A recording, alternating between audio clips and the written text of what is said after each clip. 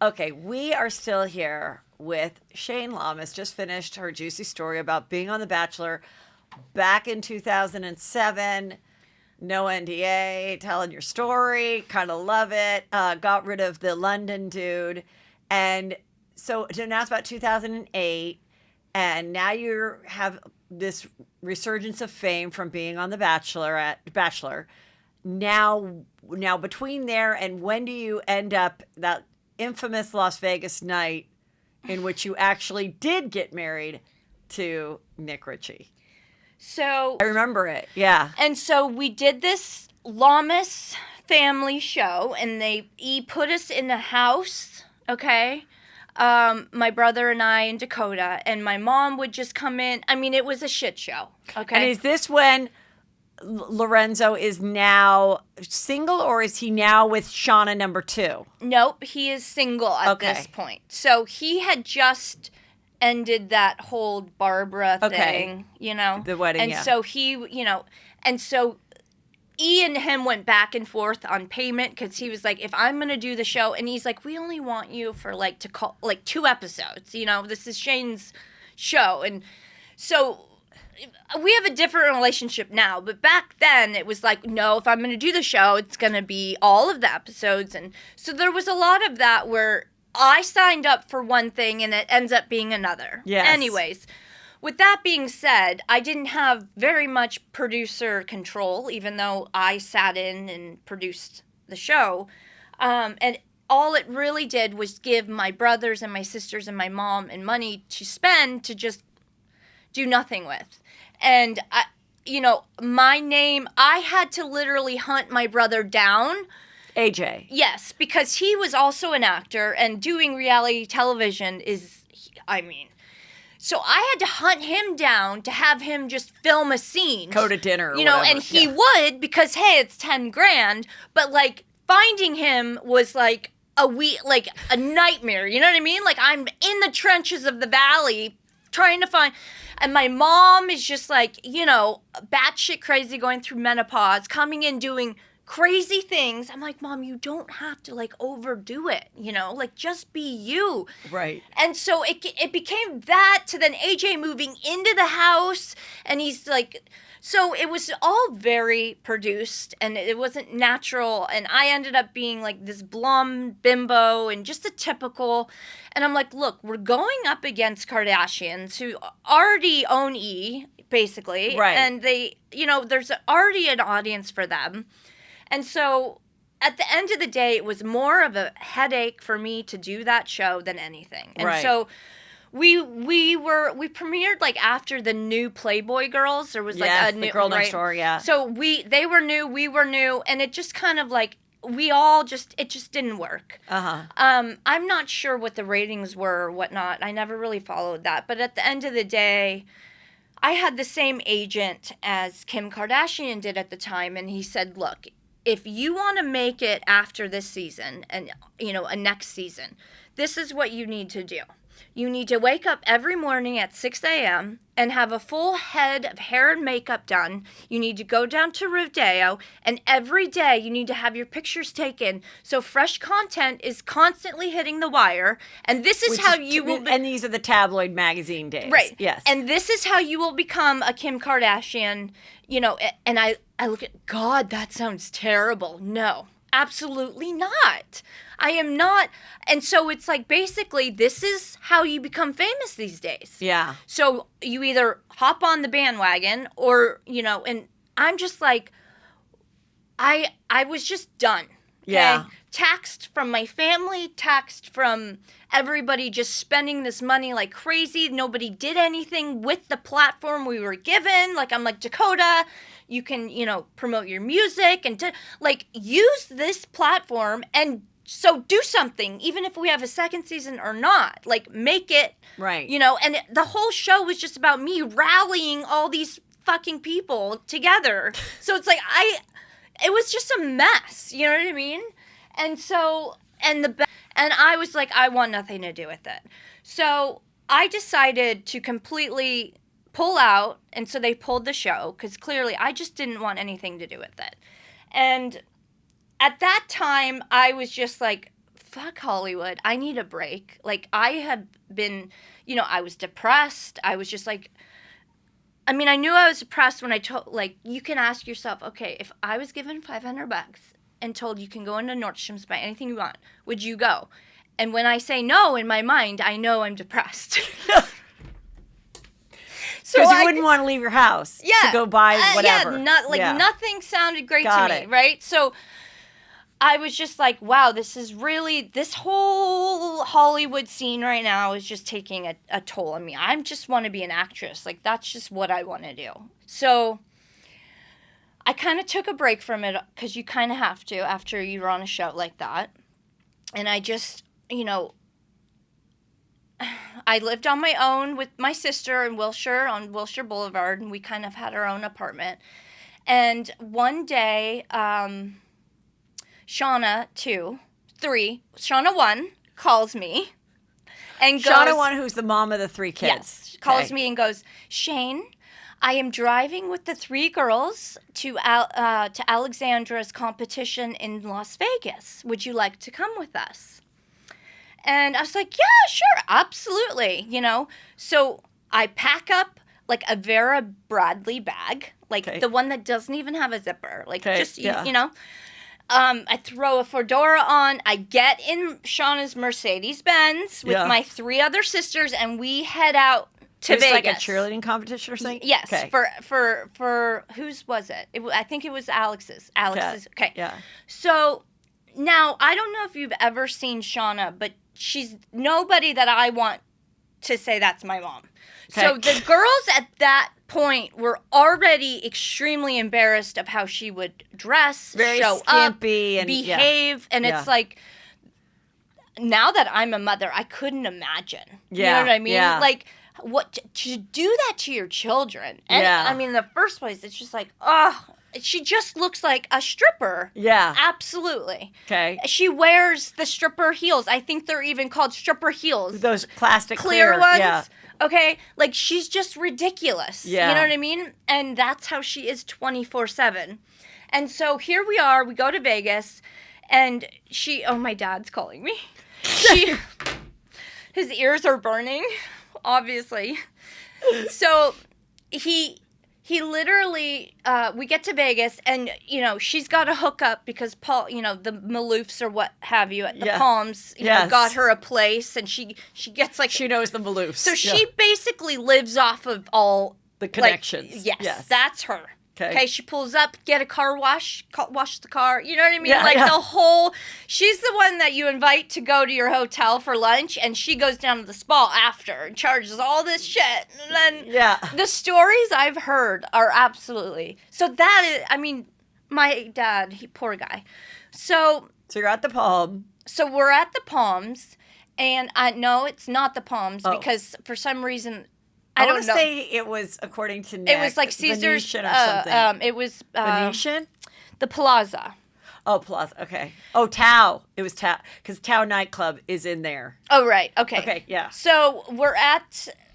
So we're there, and we go to my sister's cheerleading competition, and Shauna and I had already started bickering. Yeah. Like, it had already gotten to the point of, like, you need to tone it. Like, I was just being a big sister, being protective.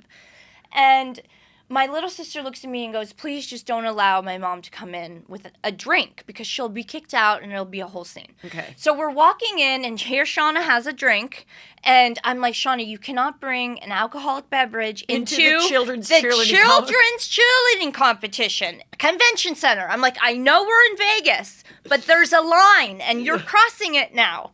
And she started to get crazy with me. Yeah. And I was like, okay, you know what? I'm just going to remove myself, because now we're making a scene. And it's like, she doesn't go on for another 2-3 hours, so we would just be sitting there. So I'm like, okay, and I turn around, and I go to the bar at the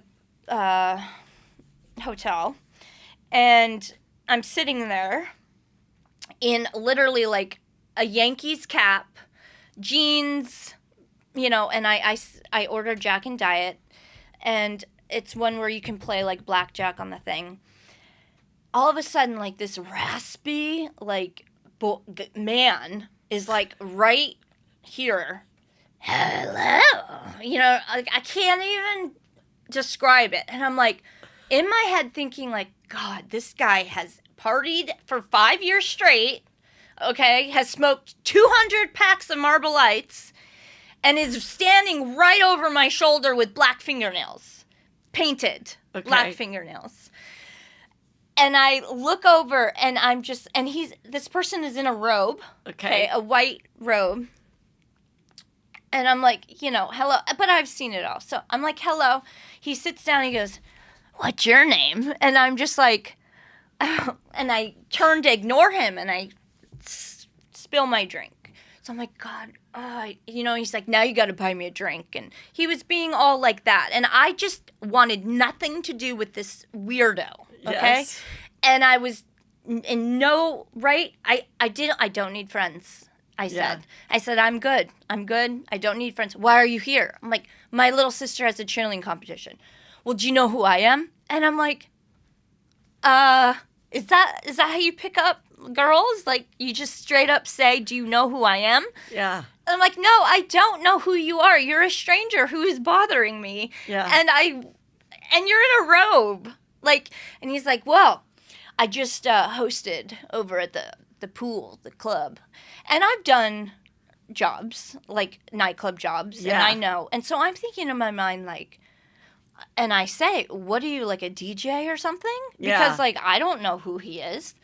And he laughs. And I'm like, okay. And I'm like, nice fingernails. And he goes, I'm Nick Ritchie. I go, hi, nice to meet you. And he keeps going. And he's like, wait, you don't know who I am? I'm like, no idea. I'm a blogger. Great. I don't know any bloggers. All I know is Perez Hilton and TMZ. That's my world. You know, and he's like, oh, I'm like, you know, who are you? What are you doing? And I'm just like, you know, I really just, he's bothering me at this point. And he's like, I just hosted a town. He's telling me this crazy story, but he's intrigued that I guess I don't know who he is, and he's obsessed with that. Yeah. And so, make a long story short, I'm like, you know, get the bill. I got to get back to my sister because she's about to go on. He goes, I'll walk with you.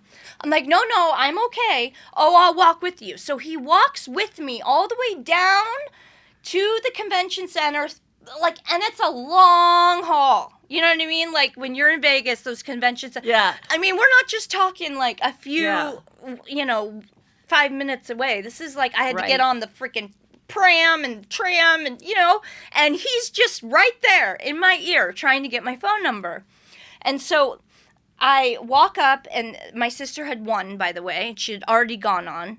So I remember my other sister, Victoria, she goes, who's he? And I'm like, I don't know. And Shauna's like, hi. I'm, you know, and I'm like, and Nick's like, so I'm trying to, and I'm like, fine, do you want my number? Like, just, okay, here it is. And so I gave him my number. Yeah. And he, like, called me on it. Right. Almost to make sure that I gave him the right number. Right. And cut to back to the hotel room. Shauna and I, we have a massive blow up. Okay? Huge fight. And this guy is now harassing me via text. Come out with me tonight. I'm like, I don't have clothes. I'm here for my little sister's cheerleading competition. I'm actually, like, in a room with 3 children. We're just playing dress up. Like, you know what I mean? And Shauna, we had a massive blow up again. She's, like, coming in saying that I stole her shampoo or something. Like, every minute it was something crazy. And I just had enough. Finally, I took this guy's offer because I was so just done with dealing with this crazy person that I was just like, I need to get out of here. And I look at my little sisters, and they're like, you're going to go? And I'm like, yeah. And so I literally threw jeans on and, like, pulled myself together somehow and said, all right, I'll meet you. I'll come to dinner, whatever. So I walk down, and here he is now dressed normally. And we go into a restaurant, and we sit at the owner of the restaurant's table. And I'm like, okay, at this point, like, obviously he knows, you know, people, and he has, like, I don't know who he is or what he does or what this dirty.com is. Yeah. But obviously it's pretty popular, probably in, like, colleges or what have you. You know what I mean? Like, I didn't ask questions like I should have. Yeah. And so, and I just figured, like, okay, so blogs were coming up, maybe, Right. Like, oh, I don't know that field. Doesn't mean he's nobody, you know? Right. And it didn't matter. I was just, at that point, would rather be there with him than Shauna. Right. And so we just get to talking, and I want to let you know, in no means do I think that this is normal or suggest to anyone that they should do this. I actually feel like it probably was some other entity that entered into my body Okay. and decided to then marry this person. Okay, so hold on. We know that you did marry him that night. So now we get it. Okay, so now you're having a dinner and you obviously Right. are enjoying his company. Right, like okay? he's funny He's and charming. normal. Now the raspy voice is kind of like direct and sexy. Right, by now, Okay. right, exactly, Yes, exactly. And I, no, I don't smoke, never smoked in my life. Like, so, Yes. all these things Yeah. are kind of like, I'm starting to kind of let my guard down a little bit. Okay. And I am from LA, where at that time, just everybody was just a douche. It's Yeah. just like, that's just, if you were an actor, Yeah. you were just a douche. If you owned a nightclub, you were just a douche. Like, it just, like, Ledoux, like, it was just Yeah. such a scene I just was not a fan of. Yeah. So it's like, this guy is normal and cool and talking to me. And so he's like, I'm hosting at a nightclub. Would you want to come? And I was like, okay, sure.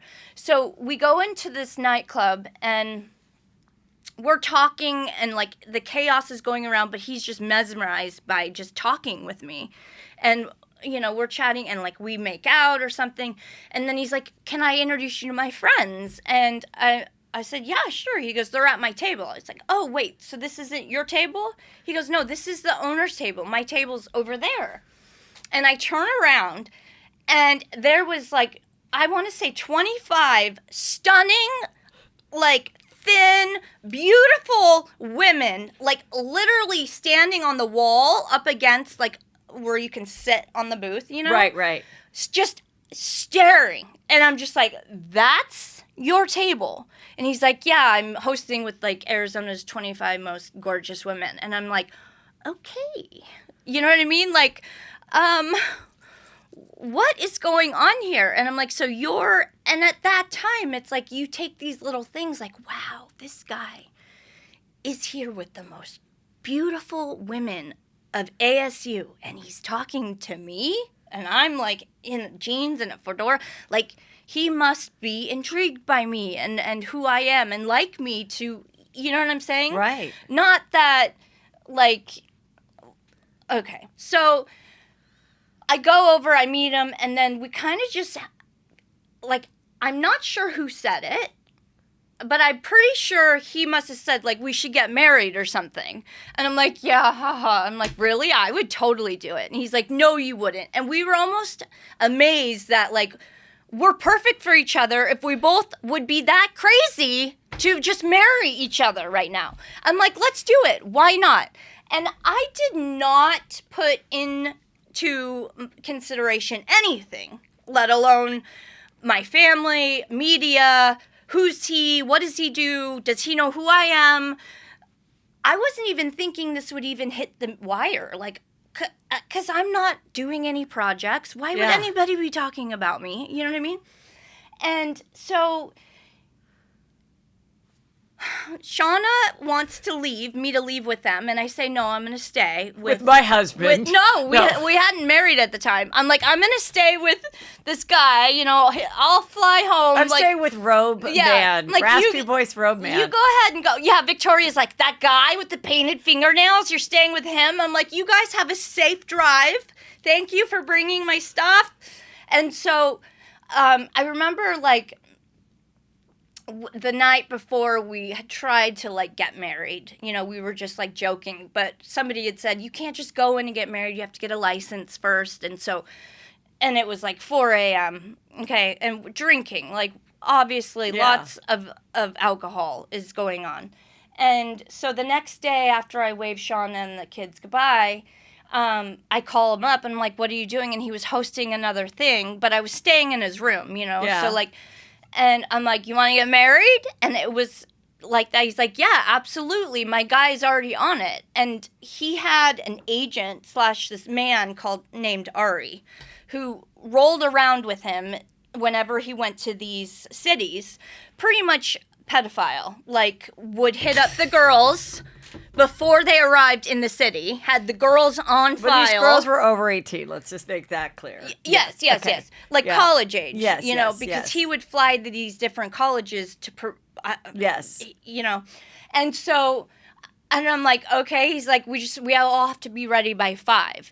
And that's when all of this started to kind of come into play. I had white slacks and a white V-neck shirt, and it looked classy. I put that on, and I didn't tell anybody. I didn't even think about what my tomorrow was going to be. I was like, I'm just going to get married to this person. And on the way to the courthouse, I remember saying, let's ask 5 questions just to make sure. I'm like, I want to know, do you want kids? Do you have any children? Do you want children? Like, things like that. And I remember him saying, I just got divorced. And I'm like, okay. My name is not Nick Ritchie. It's Human Kramian. Okay. Yes, I do want kids. No, I don't have any. So, and then he asked me same things. And so, basically, we go to the little white wedding chapel, okay? And he had picked out the Michael Jordan package. Yes.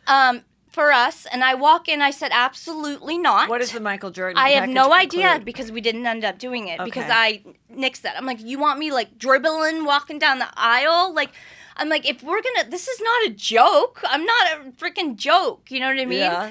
And so when we got there, he had all his friends in town with him. I had 0. They were all wearing those shirts with like the fake tuxedo. Yes, t-shirts. And I'm like, turn all those shirts inside out. You're not doing that. And so, like, they all had this idea of making it what I now realize was a joke. Like a mockery, yeah. Mockery. When I was like, I thought that this was like kind of like a fairy tale, like we're passionate love story. And so I get this, the lady behind the, would you like a veil? And I'm like, okay, you know what I mean? Like, I'll take the veil. And then they're like, so since Michael Jordan's not marrying you, I'm like, can we just get a normal priest? I would prefer a woman, like, very soft tone, and I'm trying to make this as less cheese ball as I can. Yeah. And so we end up getting married. And the next morning, we wake up, and on the news, like, the bottom banner says, Shayne Lamas marries Nick Ritchie, the owner of thedirty.com. And I go, who are you? What do you mean? Like, who? Because I didn't know he was like, So big in the press. And he's like, wait, your name is first? And I'm like, oh my God, what? He's like, your name is billed first. I'm like, yeah, like, and he says he doesn't know who I am, but I say that's bullshit because his friends were gassing him the whole time, like, are you going to meet her dad? You know what I mean? Like, he can't act like he didn't know who I was. But I honestly, the night we married, I was like, so this dirty, like, all I need to know, it's not like a porn site, Yeah. And he's like, no. And I was just like, okay, fine, whatever. Like, I didn't think twice about it. It's like, I'm like, so it's like a TMZ, but for normal college people. Yeah. And he's like, yeah, exactly. I'm like, okay, cool. That's great that it's been so successful. Good for you. Like, that's about as far as that went.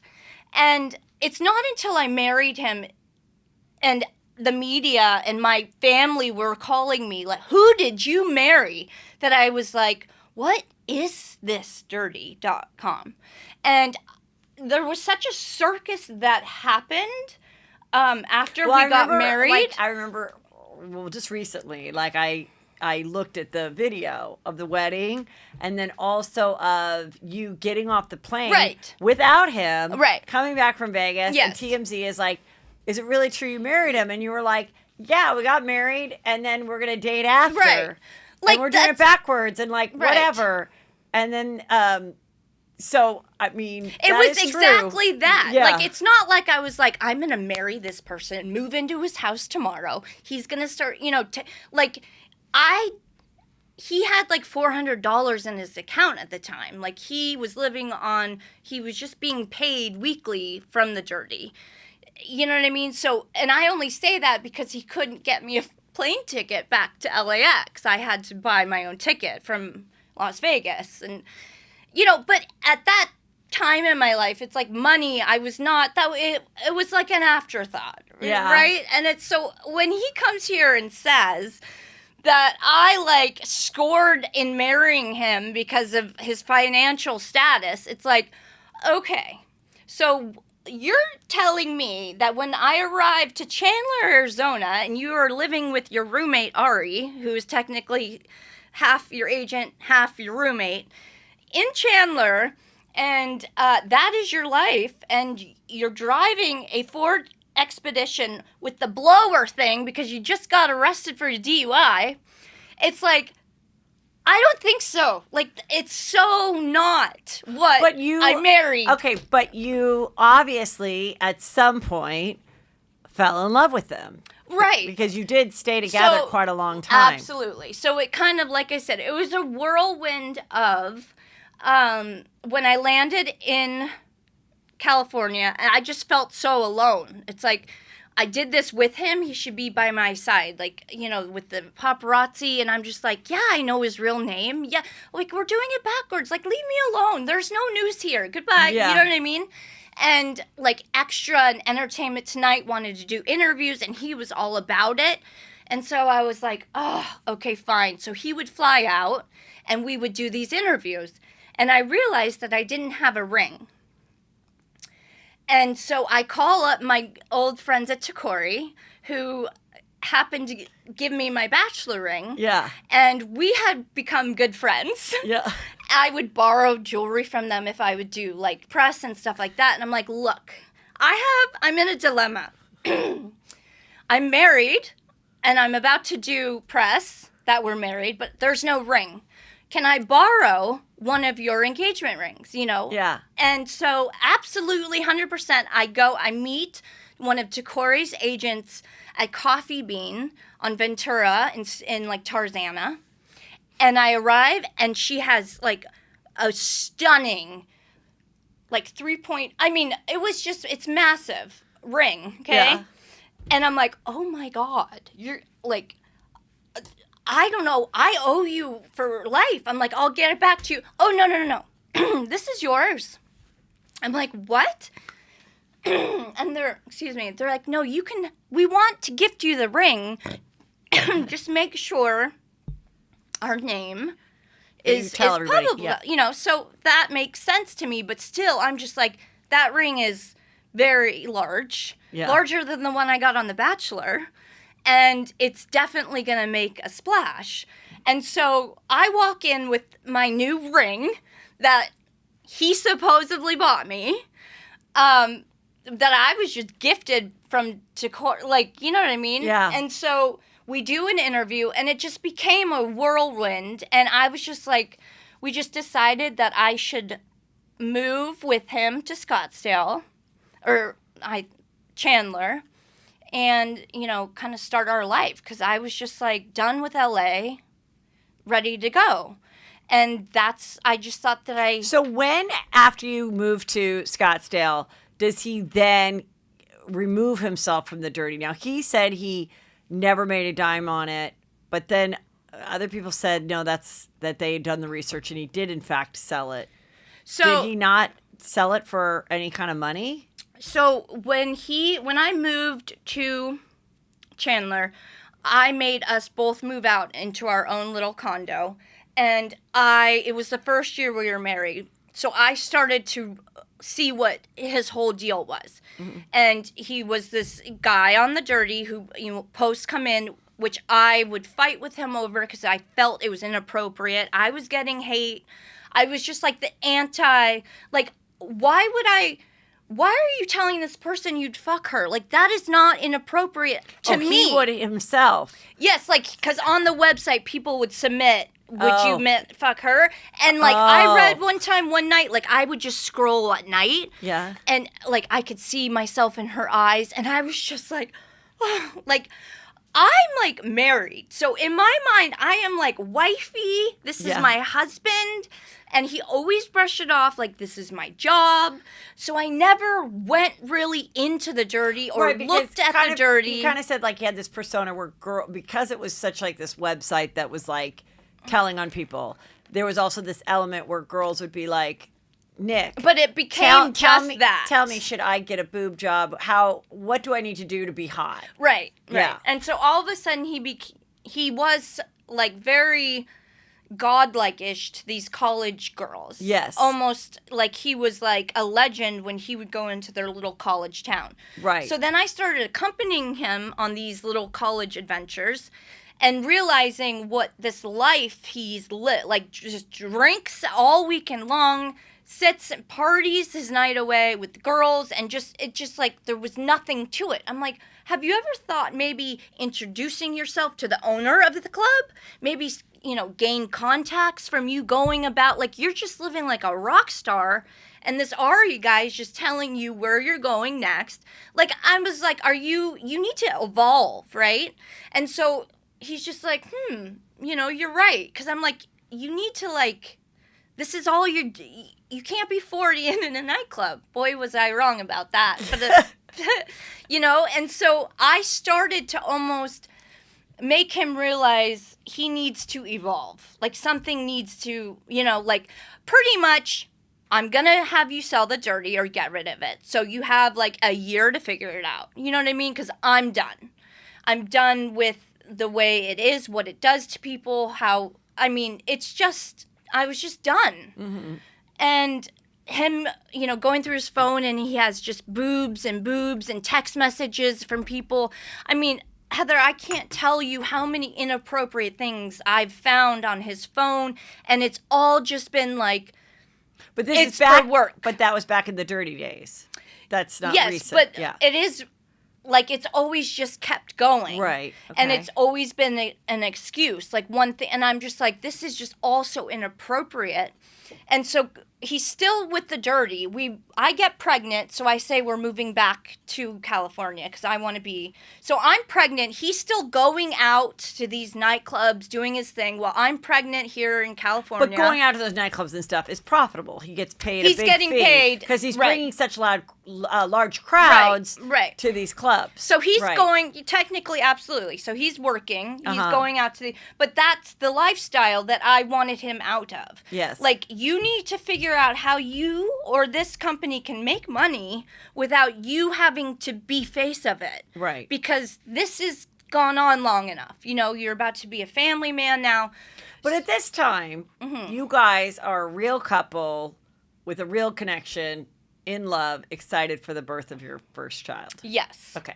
So continue. And so with that being like on the sidelines, and so we have press, and when we have press is when I start realizing how addicted he is to fame, social media, entertainment, name being out there, like himself, because he would call up TMZ all the time, like, and tell stories behind my back, and then it would somehow appear on the web. And he always would say, no, that's not me. They just found out. What kind of a story? What's an example? Like somehow they got my sonogram of Press in my stomach and put it like they're naming their child Press. Like, you know what I mean? Oh. But in reality, Press came from, I was pregnant, a bridesmaid at a wedding. I felt her kick for the first time. The restaurant was beautifully written cursive named Press, Press. That's why I named my child Press, not Press, right? Yeah. And so, he would love to just twist it and have it be this narrative that really just wasn't. But I was just so like, whatever. You know what I mean? I just don't have time for it and to fight him. And so we had Press, and then I very quickly realized that he's, definitely not who I thought he was. And I'm not going to sit here and bash him or the father or whatnot, because we do have children. But I just quickly realized maybe this isn't my dream life that like I imagined it was going to turn into. And so having Press, it was very, very difficult as a baby because he was still in that world, but yet I was not. So we were now going separate paths because I haven't like had a sip of alcohol since Press was even like when I found out I was pregnant. Right? And so I still don't drink till this day because I just don't. Because I expected him at some point to just stop that lifestyle. And then once I had Press, I was living that lifestyle as a mom, not going with my husband to go partying every weekend. So we kind of started to veer off, right? And at night, when Press was a baby and I would get up and care for her, he would freak out that he had to sleep because he, needed to work and wake up and da-da-da, and the baby's crying. So he started to go sleep in the guest room. All the way back then? Like, yes, how old is your daughter now? I'm talking about Press is 9. Okay. So Press is 9, so he starts to go sleep in the guest room. And I'm just like, whatever. You want to leave our bed and go get, like, it's fine. You're not helping me anyways. Like, and that was okay to me. Like, and there's a lot of couples that do that. Absolutely. And, it's like, I was completely fine with it. And, it's just a very short phase in an infant's life. He was the provider. You know what I mean? He needs to work. Absolutely. So that's where our kind of relationship started to kind of, as far as being in love in this happy married couple. When did you guys do the couples therapy thing? So that's what I'm okay. So then here we are, Press is born, 6 months. Press is 6 months old, and Nick comes to me and goes, I want to do this show. We've been offered to do the show. And I said, absolutely not, because we would have to go move into a house. This is the Chatsworth house? Yes. Couples therapy VH1. Yes. Okay. Move into the house, right? And he's selling me all this. I go, what is the show about? Like, what is it? What's the prize? Or, like, tell me. He's like, it's called couples therapy. And I'm like, no, absolutely not. What? Like, you want to go sell our soul to make money, to act like, bring up normal problems, leave our daughter who's 6 months old at home with grandma while we go do, and I refused. I was like, no. And somehow he got me to do it because since I had a quote from my show on E, like, I did get paid very well and he got pennies, but. You get paid as a couple. No. We got separate checks. Oh, you did? Okay. And so, excuse me. He sold me on, like, this will help our family and da-da. And I'm like, you know what? Fine. If I can go and film a few weeks and make that much money for us and then be done with it. Yeah. Fine. Like, I don't blame you. You know what I mean? Like, yeah. he's we're living off of his paycheck. So why not? And so we go, and I did not. So you get one paycheck, and he gets another, right? Okay. But I never saw my paycheck. Like, my paycheck, he took and put into his. Like, he's always been in charge of the finances, of paying the mortgage and all that stuff, right? And so I always just got like a little, what is it called? Like allowance. Yeah. Every week, right? And so he always took care of that, and that's. I mean, I didn't need to pay the gas bill or worry about that. You know what I mean? And again, I want to say that's very common too. That sometimes it's the woman that handles all the finances. Right. So it's not always this like, strange thing. So just to clear that up, I don't want it to be that's a bad thing. Oh, because, no, absolutely. Yeah. Okay, so continue. And so here's Press, 6 months old. So what was the experience of it? So the experience of it was I got paid. Like, if I were to look back at it, that's exactly what it was for, what I got out of it. And how did you feel that you guys came off as a couple on it? I did The Bachelor. I look at him and I go, if we need therapy, let's go get therapy. Because we will not be getting therapy on a reality therapy show. Yeah. You know what I mean? Like, so between me and you, let's not kid ourselves here. We know why we're doing this. And, you know, and if I was producing that show, I'd want you guys too. It's an amazing story. Absolutely. And you knew each other 12 hours before you Yep. got married, but you actually are still together and you have a child and you're both in the, you know, in the world of Hollywood. So I can see why you guys, they wanted you. Right. And at the time, I was emotional and vulnerable. I just had press, 6 months into it, new mom, doing it all on my own, basically. And that's pretty much what our fights and problems were that we talked about on the show. Like, you know, we talked about how we as a couple decided he would work and I would be the stay-at-home mom, that I would not have a job or focus on my career. And we made that as a joint thing. So I had to accept whatever it was that he had to do to pay for our life because of, do you know what I mean? Yes. So that was basically the storyline. Like, I had to come to terms with, maybe I don't agree with his website and what he does, but it's how he pays our bills, okay? And so there was a whole respect thing. So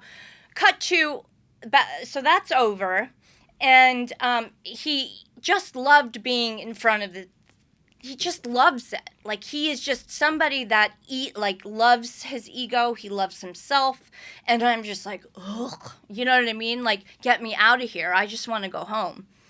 And so our relationship never, ever got back to square one. It just continued. He stayed in the guest room. You know, he actually moves into the guest room. And I'm like, you know what? Shit. If I could have my own bathroom, my own closet, like, I'm good. We don't need to be the typical married couple, you know? So it's like, yeah, I realize that we probably weren't your average marriage, but we did what worked for us. And, right. And I had no problem with that. And Nick is a person that if he's not having his ego fed, he goes into depression, and then he'll definitely let you know now he's depressed, you know, and there was just lots of behaviors that started to occur that became over and over again, and I just started to become littler and littler, and then considering I didn't have my career as an outlet, I was just a stay-at-home mom. Now I am under the umbrella of this man feeds me money, you know, like, he's in complete control. Like, so after the couples therapy, then you unfortunately lose your baby. Mm-hmm. So we know about that horrible tragedy. I'm sorry. And then after that is when you do conceive, but through the surrogate, and that is with Shauna 2, wife number 5.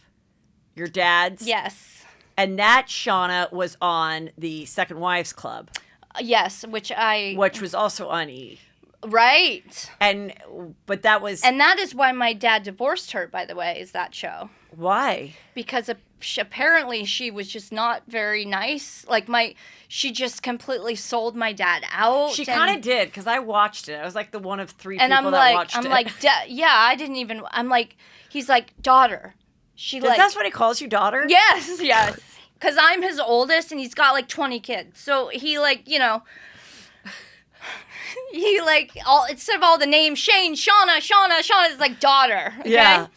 And so he would just be like, daughter, she just said on national television that she makes the income. Like, she just totally shitted on him. They fell in love. They get married. Shauna too. They get married.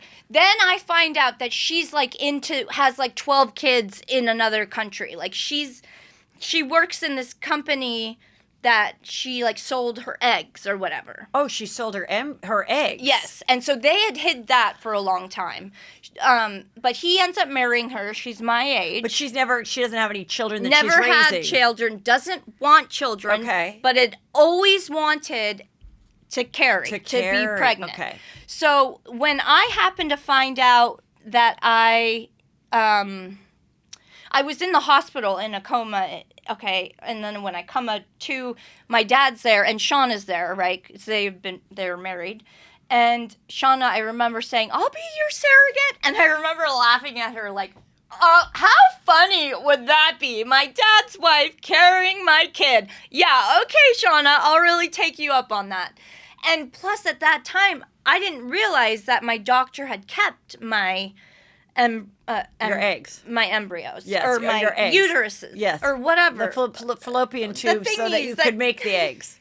What are they called? Ovaries? Yes. Okay. Kept your ovaries. So the doctor who saved my life and cut my son out of my body parts, he was like inside my bladder, one like hand into my bladder. Wow. Freak thing. Should have been dead. Done.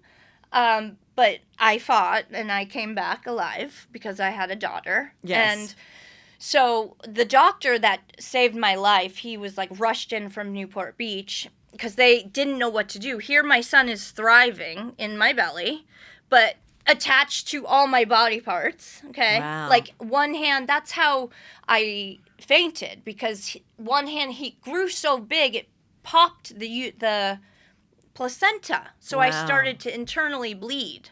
So dying, and I'm just like, Nick, call 911. And that's all I really remember. And so thank God he did. And the ER doctor was like, this woman's dying on my table. I was losing blood. Then there's baby. She didn't know even where to begin, what to do. There was no time. So she actually made a lifeline and called a doctor in the middle of the night who cuts cancer out of cancer patients out of, their little body parts. Like, so they don't, because like his little hand that was cut out of my bladder, it's like he did it so I can actually live a normal life and don't have to have a pee bag.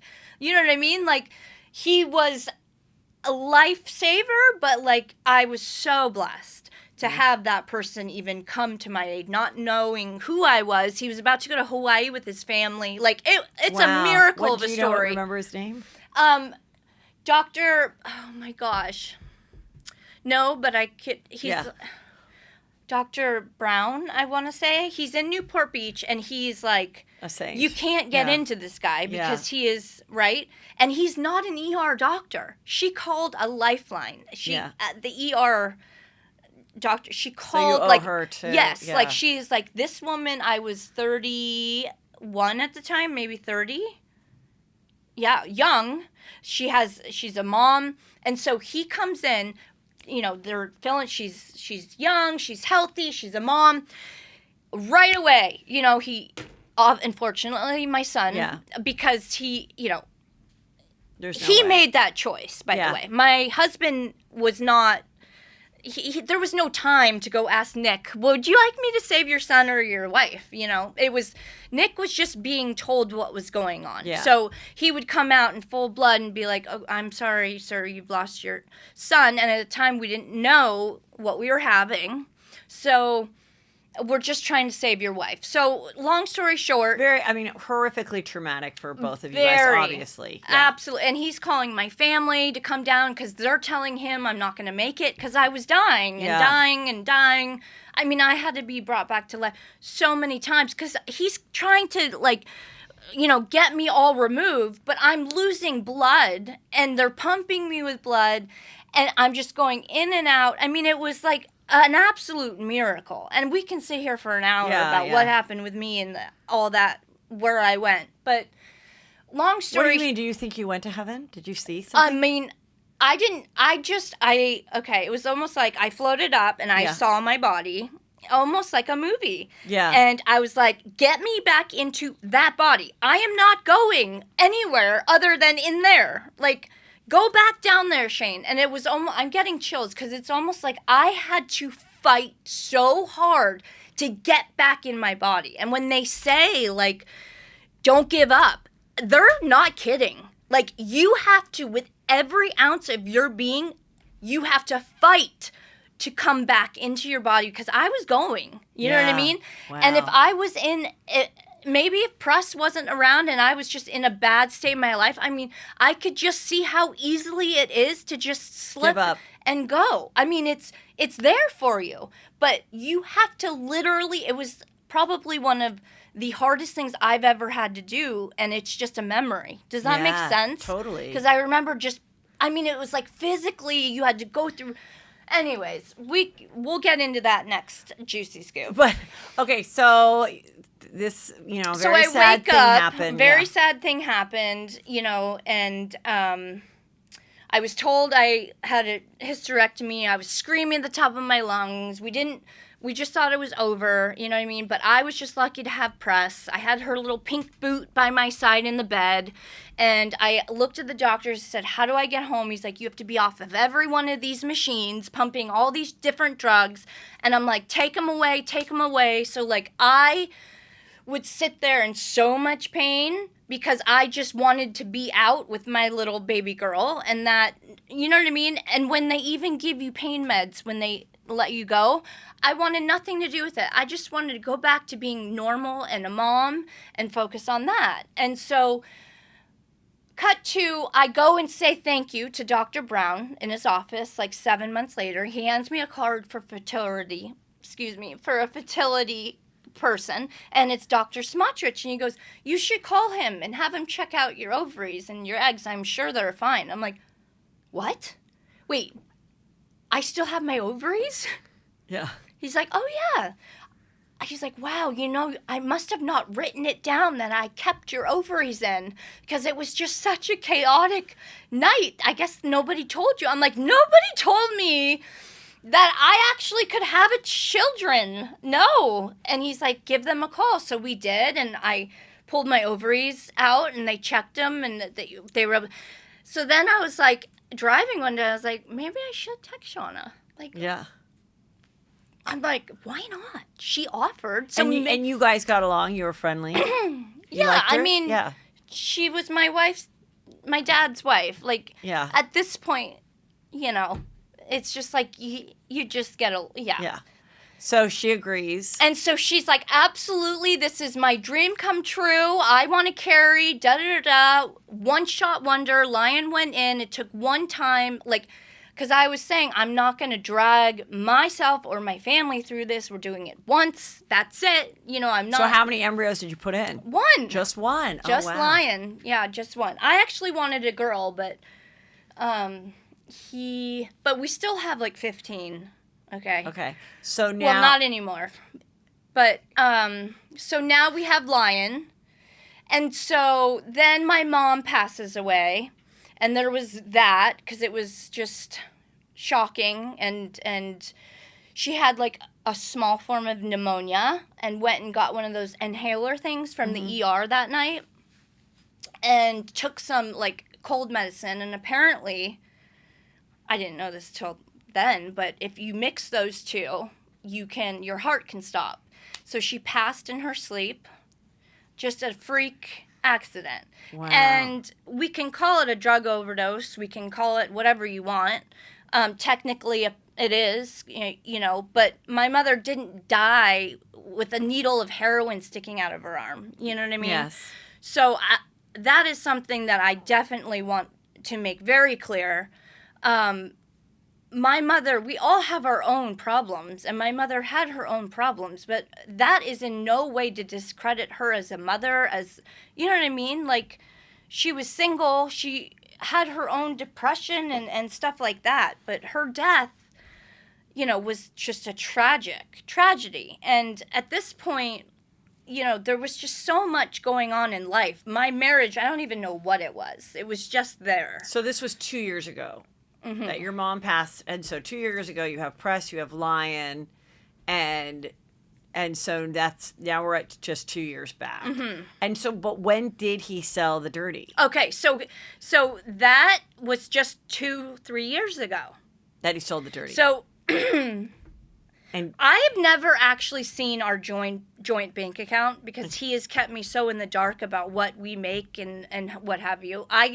My lawyer's like, so you don't know what you have in the bank? I'm like, no. And now I really don't, because he's just cut me completely. I can't do anything.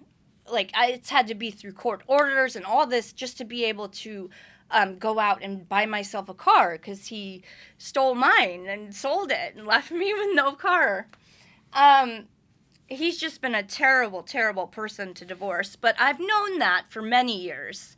I knew that if I was going to divorce and when I would to divorce this man, when life calmed down, I had to do it at a time when I felt he was most sane and that I had built up my strength because I didn't have any credit.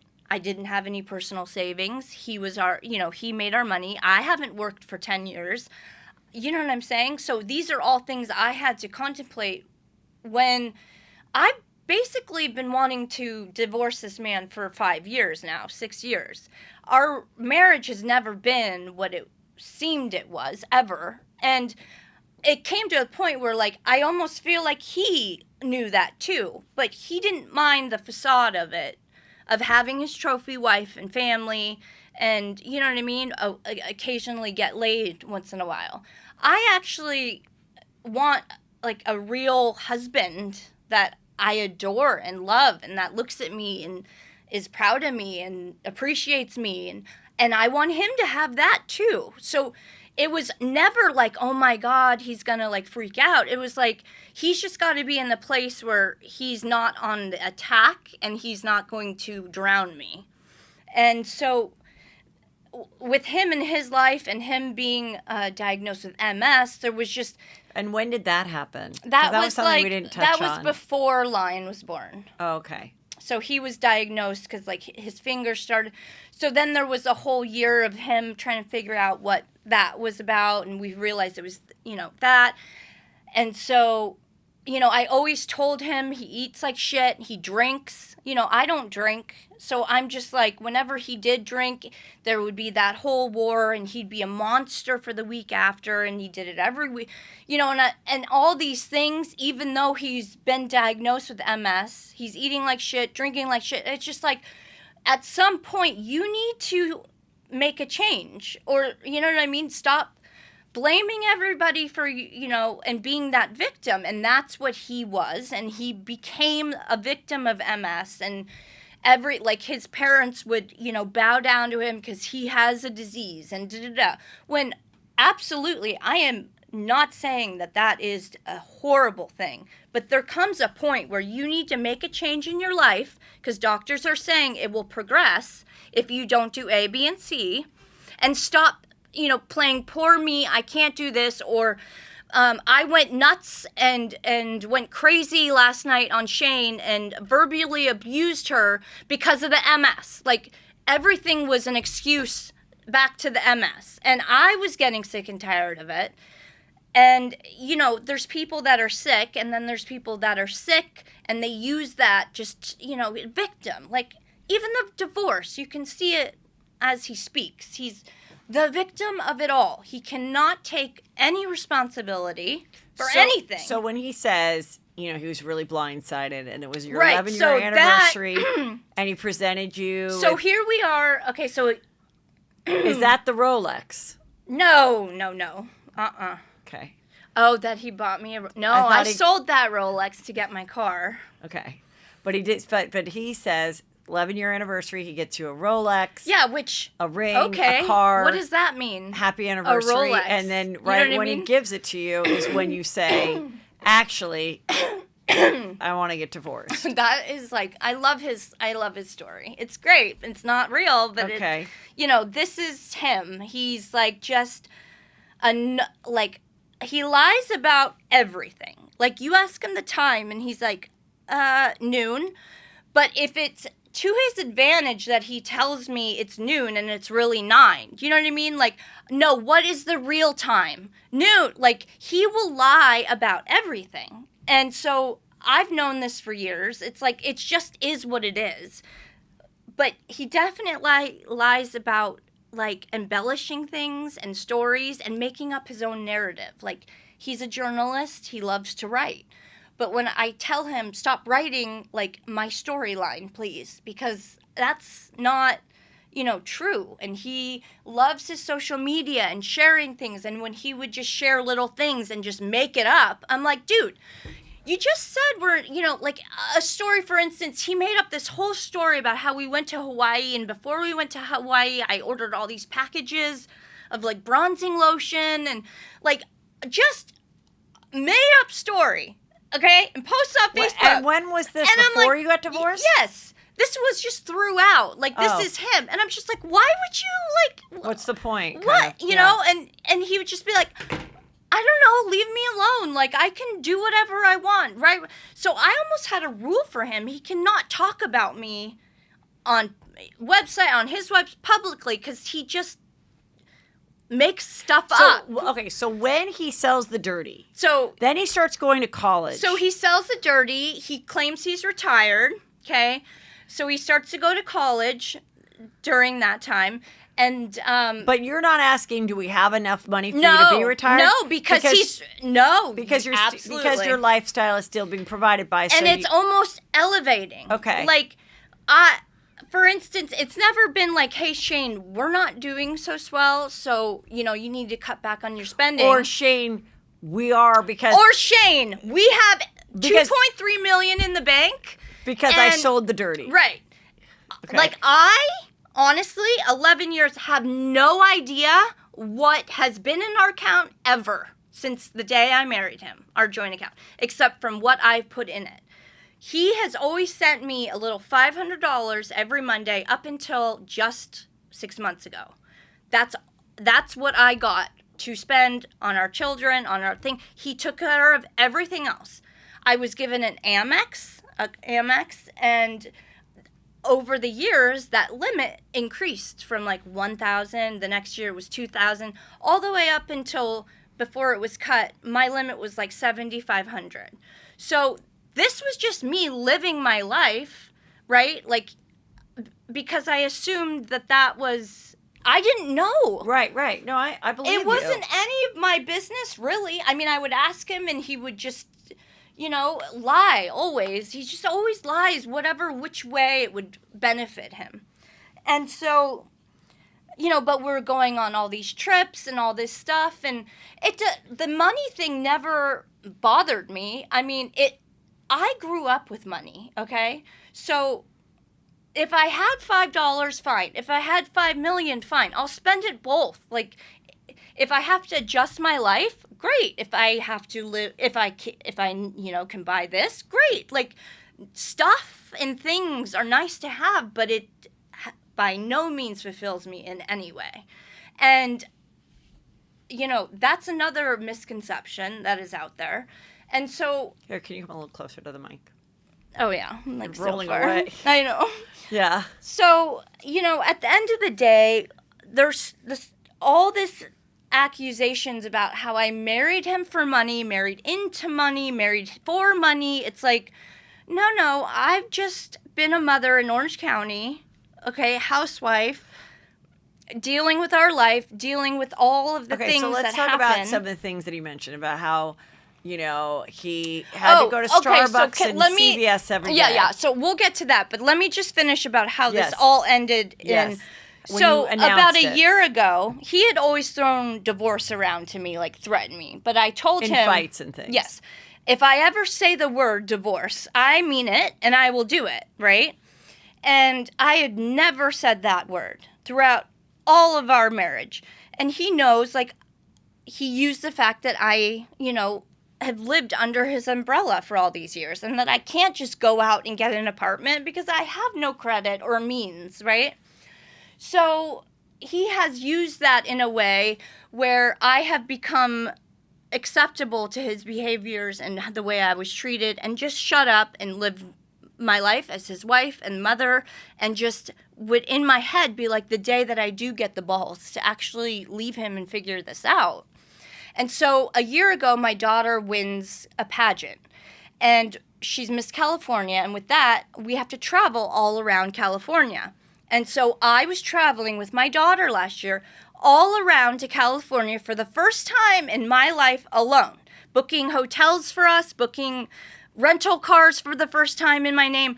So here I am, like, getting some gusto behind me, realizing, like, I can actually do this. I mean, like, I know I couldn't, but after being in submission for so long and not doing these things and not knowing if you can even survive out there, I realized, like, I am perfectly capable of being my own strong, individual, independent person, and I will figure it out. And you know what? That money in the bank, that's both of ours. Of course. We have been married for 10 years. I have not asked a single question. He has made the big purchases. He is, anything out of $500, it's made by him. And I've helped accumulate that, maybe not actually working or going into the job or what have you, but that's marriage. You don't have to explain it. That's marriage. That is what we both agreed on. That's California marriage. I mean, that just is. It doesn't matter. Is. And basically, so every dollar is mine is just as is his, and with the businesses as well. So we have Lamas Richie Productions, which I'm 50%, of. Then he goes and starts a celeb thing. And quickly I started realizing that this guy spends awfully a lot of money to promote himself. And I realized that when he started celeb. Because first of all, he's supposed to be retired. We go through a pandemic, which living with him was a complete hell on earth, okay? Seeing him every day. I mean, my kids and we were all just miserable. And so he started this celeb thing, and he started just putting money in it, and I just started to think, like, where is all this money coming from? Like, why are we spending? Why is he, he'd get an office, he'd go there once. I'm just like, I started to ask questions, finally. Like, so where's the money coming from to pay for this so-called new show you have? Like, do you have a production company behind it that's backing it? Are you paying for this out of our financial, Do you have investors? Yeah. Right. Like, what is it? And he did not like that. He didn't asking questions. At all. Silence. It would, lies like, oh, that failed. Lamas Richie went under. Relic is, did it. So when I would ask him these questions, he would just tell me, I have no idea what I'm talking about, just to shut up, stay away. You know what I mean? And so then I started to get really worried and concerned about my future. And considering we were still renting, So because did you ever own a home? Because he always had lawsuits. So that was always the excuse, that we'd never settled down to our dream, because he always was being sued. And so you'd rent nice homes though, for a couple years each time. Right. So were you moving like every 2 years? Yes, yeah. And so here we are now in this last home, the biggest home, the most expensive home we've owned. You owned it or rented? Okay. And, I'm now 35 and realizing, what do I want? First of all, I don't have a home to call home. Like, what are we doing? You know what I mean? Like, I'm starting to worry about, okay, what is actually going on here? What is our plan? You know what I mean? Since the lawsuits are over, he got rid of the dirty. Why aren't we, like, now putting down roots? I have 2 kids, and so I just started realizing, like, he had the money and our money, it's all mixed and intertwined with so many of his brilliant fucking ideas. And every brilliant idea fucking fails because he's doing it thinking it's a genius idea without running it by me or anybody else. And everybody's, telling him it's great.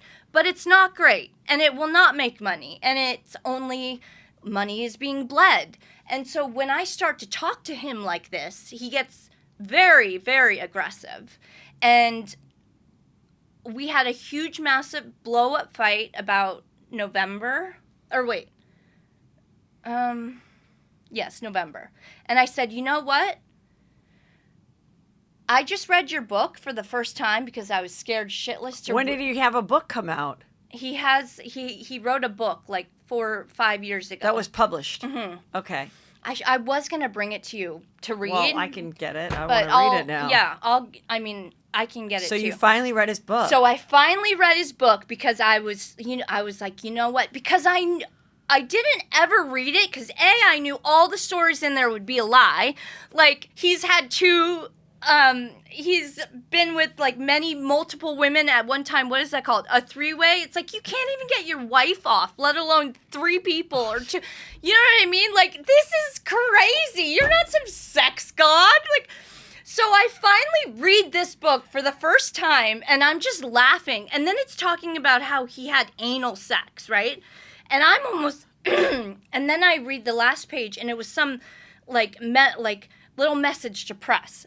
I go, if you're gonna fucking write a book, and you're going to talk about how you had anal, and then dedicate that book to my daughter, I've got a problem with it. I just don't understand how you wouldn't have read his book. Because I was so scared to read his book, because it's all bullshit anyways. Like, it's about what he was telling you what he did back in the day with the girls and being this all right. heartthrob, right? So you get in this wicked fight. So we get in this fight because I talked to him about how he'd written about anal, and then my daughter, like a little memoir to her.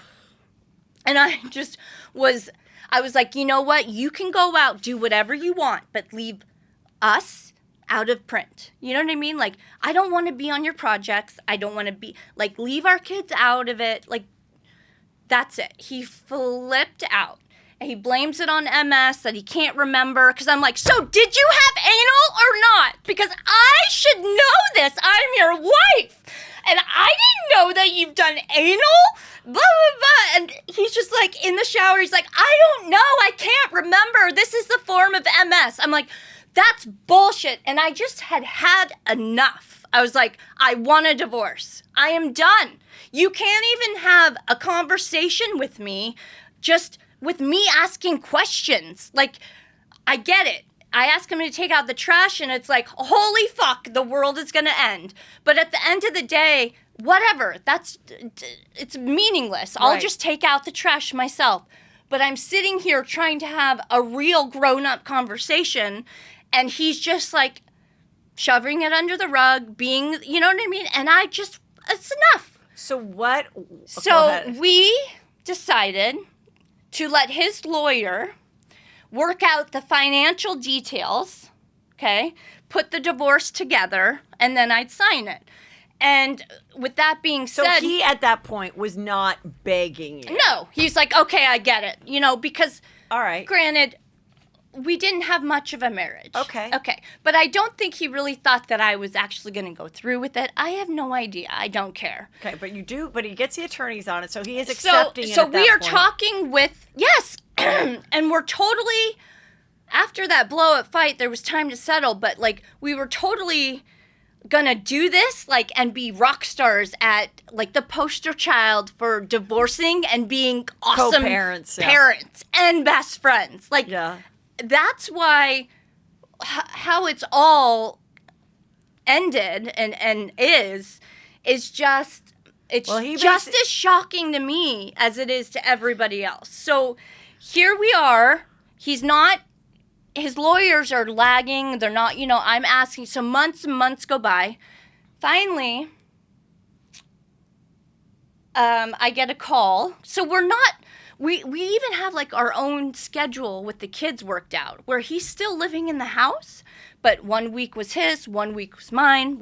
Okay, so we're living as a separated couple. Okay. He goes to Miami and does whatever. I don't ask questions.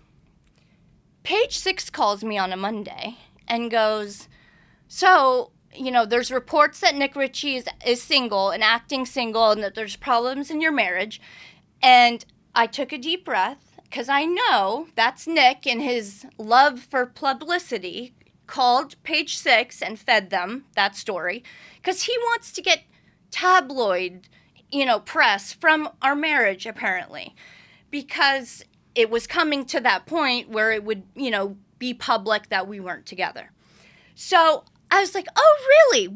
They say, would you like to make a comment? And I said, a comment about what? Like, what's, you know, going on? I go, okay, sure. You know what? And at that point, I also had enough. And I literally, there was no thought to it. I just said it. I was like, you know what? Basically, Nick and I have been separated for a while now. We haven't been intimate in over a year. So it doesn't take a rocket scientist to know that divorce then follows. We both hope that we can do this, you know, and remain best friends, right? So I said that to him, hung up, called Nick and said, why would you call Page 6 and feed them the story that you're out and about in Miami because you want to get press, for your friends in Miami and be Nick Ritchie out and about single. And of course he lies and says, yeah. And I'm like, look, the reporter told me, like, nobody knows who you are, Nick, and nobody cares that you're out there acting single. You are not Michael Jackson. I am not, Paris Hilton. Like, we are nobody. Nobody cares. They only know because you called them and alerted them of it. And so when I gave that statement to Page Six, they realized, oh, wait, it's not just a comment now. They turned my statement into a story. So it almost looked like I went to them to give them my statement. But it was just a comment, right? And because he had realized that this is probably the first time. So Page Six, good for them. So he had not said anything, Nick had said anything, because he knows he called, and it sucks for you. You open this bandwagon, and I'm just going to go for it and let him know. And so he could have come back, but yet he tells me, you know what, it's right. It's best that we start living,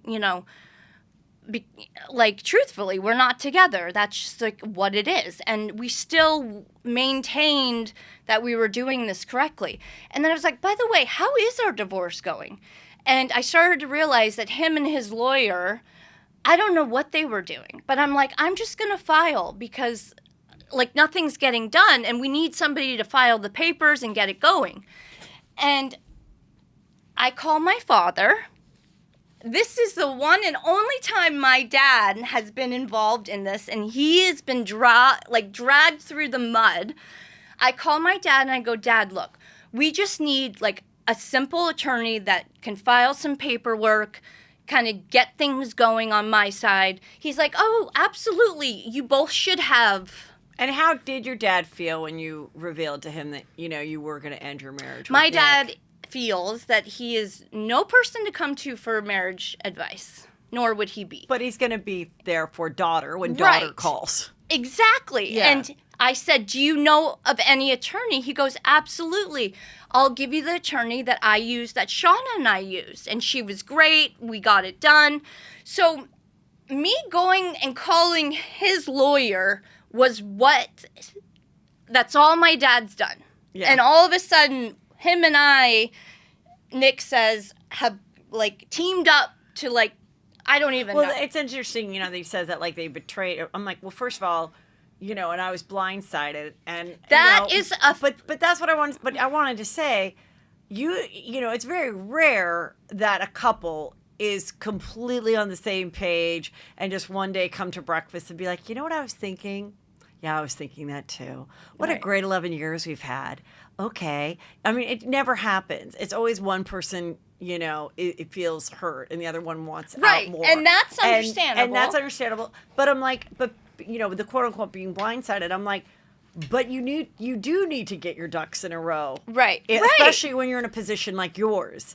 You can't, when it's not completely transparent, you do have to get your ducks in a row, and you might have to blindside the person a little bit. Even if you did do that, you're claiming you didn't. But even if you did, I'd say, yeah, I've had friends that have been blindsided, and I've had friends that have blindsided their husbands. Right. And they're like, oh, I thought we were just taking a break. I didn't know I'd be served today. Whatever the case. The other part is, of course, your dad is going to help me. And I would think that if your daughter wasn't happy with her husband, right. I would hope that Nick would be the first person that she calls, and Nick would be there in a hot fucking second. So it's I don't think he should be mad about the fact that your dad... it's absurd. Because my dad was still... he didn't want to get involved. Right. And the fact that Nick just went nuts on my father for just providing a phone number, it's it started to show my dad who I was divorcing and making him realize why I was divorcing this person, because he's been great. Yeah, charming Nick, with everybody and gets along with everybody. But I've been dealing with somebody else behind closed doors that now my dad is starting to understand because of the texts and the threats that he's now texting my dad that only a not sane person would do. And my dad's like, of course I'm going to help my daughter. She told me that she has no financial access or name on any of your guys' financials. Of course I told her she needs to protect herself in some form. Absolutely, she has a right. She wants the custody schedule in a court order form. Absolutely, I agree with her. Like, these are all, everybody should have representation, period. And so I told him, I said, I'm going to hire this lawyer. He was very well aware. When I say this is the last man on earth that was blindsided, I mean it. And it is a shame that he has gone this way, because it all started with that. Like, and it continues to roll into this whole saga now of this whole story about what I am or was or am going to be. And Okay, now so I'm I have questions. Okay. When I've heard your name being thrown around for years, being a potential Real Housewives of OC cast member. Yes. And I would see why they would want you guys too. Yeah. Mm-hmm. And so what happened this season with you guys being considered before the separation? So I've been in talks with them kind of pretty much every other season, but it was never the right season to do it or whatnot. And so they had approached me and I had met with them, and, they're probably still going to just kind of recast everybody, but not this season. I think this season they're just trying to throw something up there. But that is the main goal, is for them to completely redo Orange County Housewives. Until they have their girls, they're going to go back to what they've been doing, and that's what you're seeing. And that info I know, because it's not like they have cut me. Like, there's never been okay, Shayne, we don't want you anymore. It was never like, you're going to film. Ever. It never got to that stage. It never got to a signed contract stage. It never got to them talking to Nick stage. Like, they've never been in my house stage. This was all very preliminary. And for him to then go a little bit further and claim that Kelly Dodd was fired because we're not on the show. I have never met Kelly in my entire life. He has never sat with her in his entire life. If you're saying you're friends via like Instagram likes, maybe? I don't know. What I remember him saying was that, they in releasing a few people, as they released Bronwyn and Kelly. Mm-hmm. But wait, who else? Oh, and Elizabeth Vargas. But in doing that, they knew they always wanted some new people. So they were saying like Kelly did know you guys. So that would have been a natural thing to bring you on. I see. And then when Kelly was not asked to return, then that kind of put you guys in a limbo area that had no way of like you're not Shannon Bedore's friend, so it's like but so that's what he was saying, right? And he's making up a narrative to fit his narrative, and whatever claims he wants to be, but in no way were we even close to filming. Okay, or I was not even associated with Kelly, and B, like, who is he? Like, first of all, I've been talking to them, not you. And because he said the money was shit and he didn't want to do it. Well, everyone knows that you wanted to do it. Yes, everybody knows the first couple seasons you don't do it for money, and you do it to get a platform, whether it be social media or a real business or whatever going, or you go on for 5 years in which, year 4 and 5, you do make some real money, know? Right, and then along with that comes all the extra stuff that you make money on. So that's a known thing, and that's like not a secret to anybody. And I mean, I think you would be great on it. I will do it in a heartbeat if the cards line up and what goes on. Really, I mean, I've been in this now divorce nightmare that has taken my attention. Right. But 100%, I might be your next Orange County housewife next season. Absolutely, still on the table. I probably will be because I need the money. Because apparently, you know what I mean? Like, the way things are going, if I could be on the street in the sleeping bag, that's where I would be. I mean, and then okay, now what about the So then the Starbucks drugs. and the CVS field trips every day? So I don't know, Heather. Like, okay, I drink Starbucks every day. Okay. This man. You do have a Starbucks in This front man of you. takes our children to school every morning for school, and he stops and gets himself a coffee and me, and this has just been our thing. He brings me the coffee. Maybe it's 8:30 and I'm still in bed. Yes, some people like him. He's a morning person, gets up at 5:30. I like my sleep, so I sleep in till 9, 8:45, what have you. So him saying to get her out of bed at noon, it's just like everything is so exaggerated. And who in their right mind is getting a prescription from CVS every day? Who is that? Who, first of all, and then, oh my God, don't even get me started with this drug thing. It's absolutely absurd considering I am probably one of the most sober, sane, normal, boring people you could ever. I am his driver. Do you know what I mean? Like, I am just like so normal that to throw that at me is just such a dagger. And you're not even going after 50% of custody or 100% of custody. Like, he's going to sit here and say that I can't even get out of bed, that I take Adderall to survive, that I crash for weeks on end. Can you ring my phone? Because we're going to wrap up and I have to say Nick's statement to you. That I can't even get out of bed. I can't even get out of bed. So you deny all that. Oh, I take Ambien and he sleeps in another room because I beat him.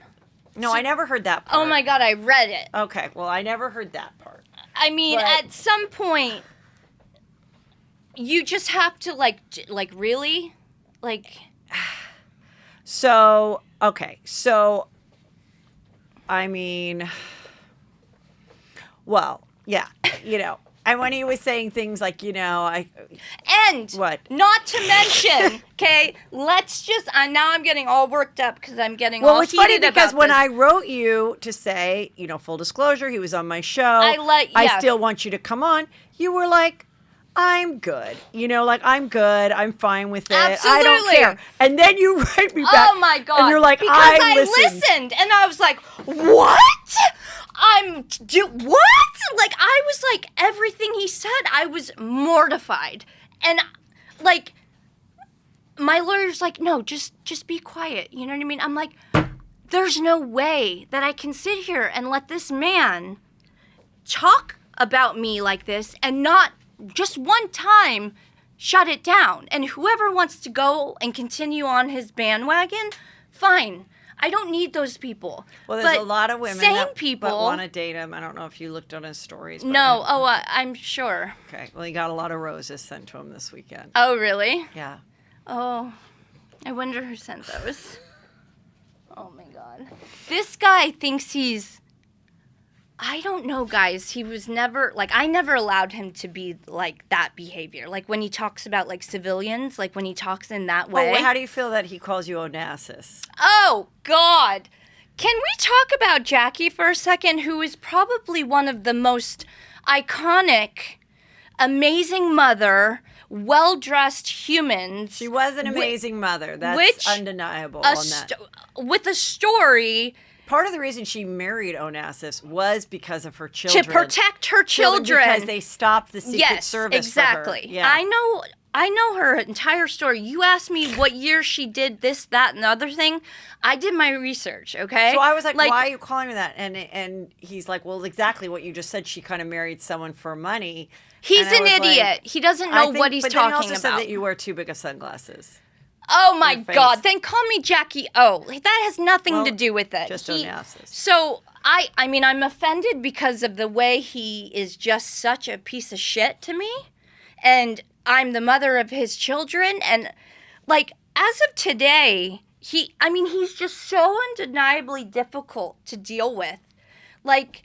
He just is just so bitter and mad that I filed divorce first or that a story gets out and it's my name first.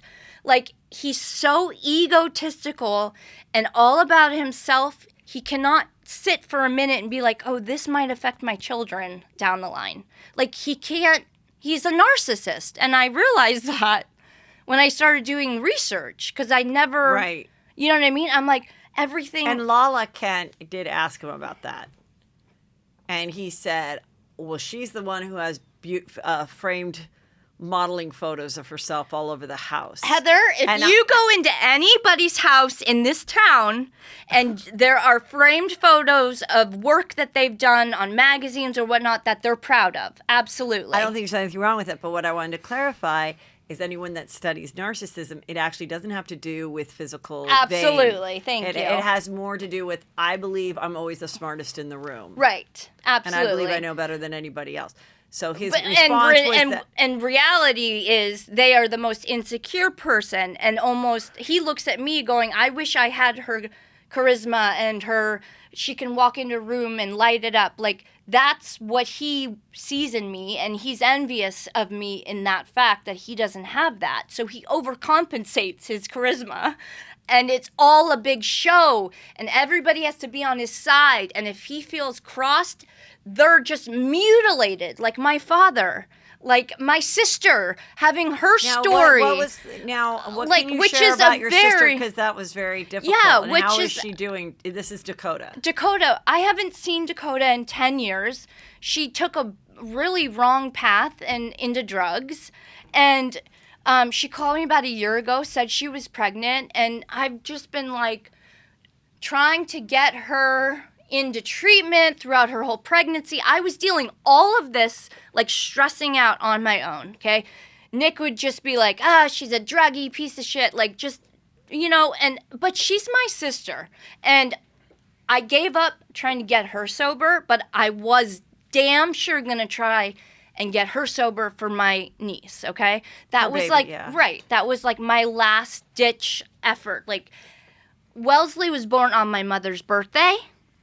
And when Wellesley was born, I got to meet Wellesley because Wellesley was taken from then Dakota immediately because of drug, in the stuff. And I called Hoag Hospital and was like, you need to test that baby. You need to test Dakota because, God forbid, they let Dakota walk right out with that baby.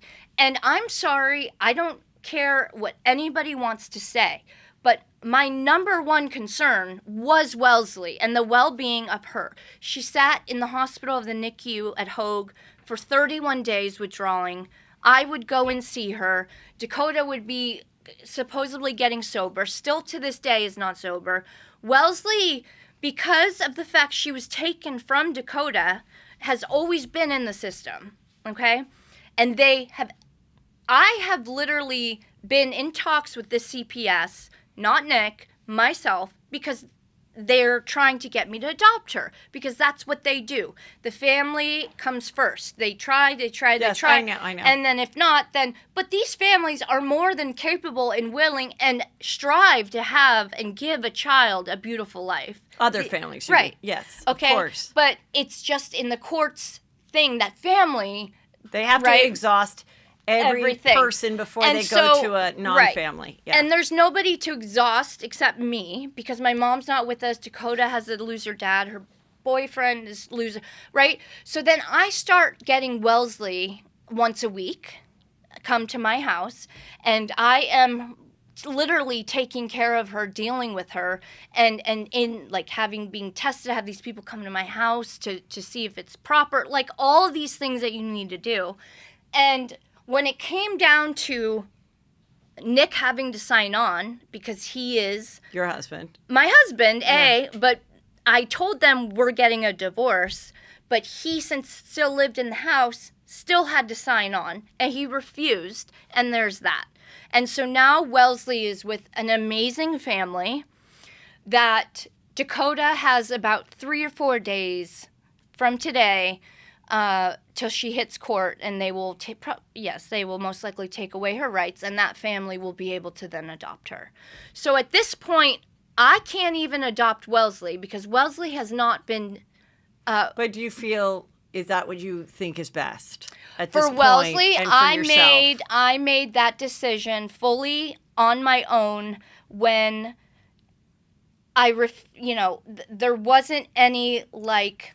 okay, I'm a mother. I have 2 kids. I have a husband who doesn't support that choice, doesn't want anything to do with that baby, calls it a drug baby, like has nicknames for the, I mean, just horrible, right? And I'm getting, like, we're not going to be together anyway. So it's like, I'm going to have 3 children now to care for.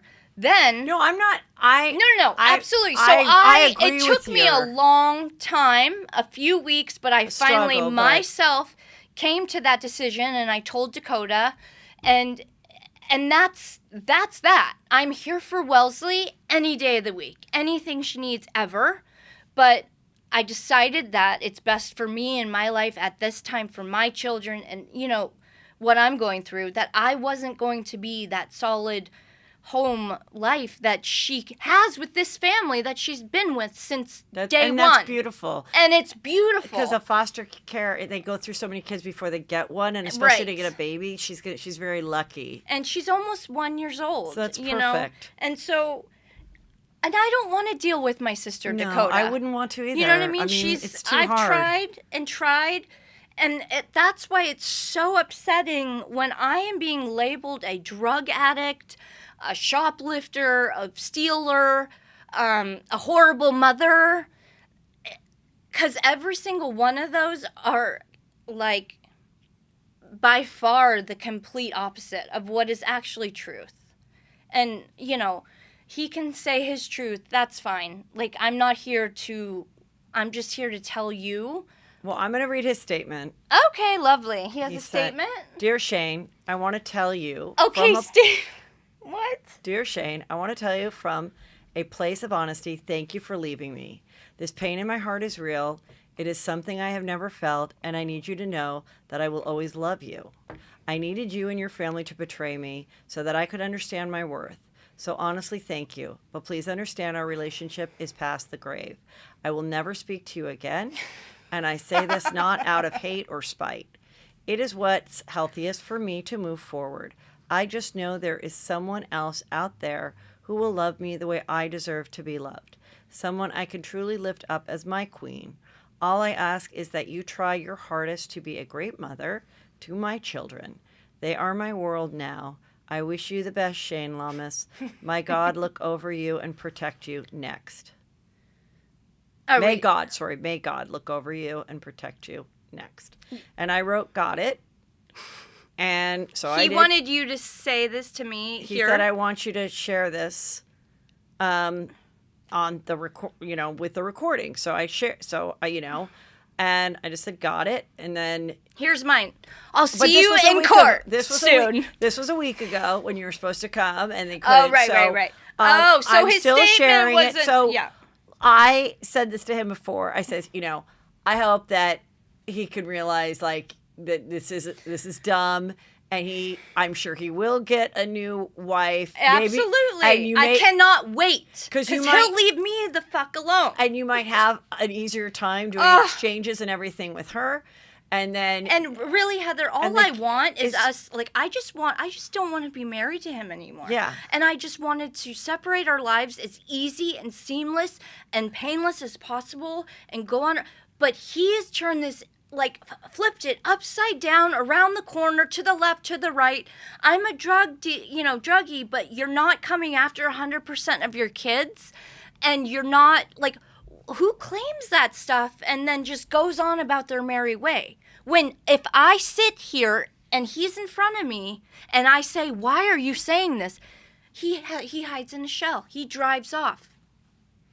Well, I hope that in having these two juicy with you, one juicy with him, that that in the end you guys continue to co-parent and be successful. Yep. You're both successful, creative, charismatic people. You both deserve a lot of success in the future.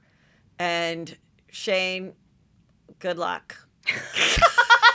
Thank you. I'm gonna need it. Oh my God. That was perfect. Fucking good. And good luck with that. Oh my God. All right, till next time. Yes. I mean,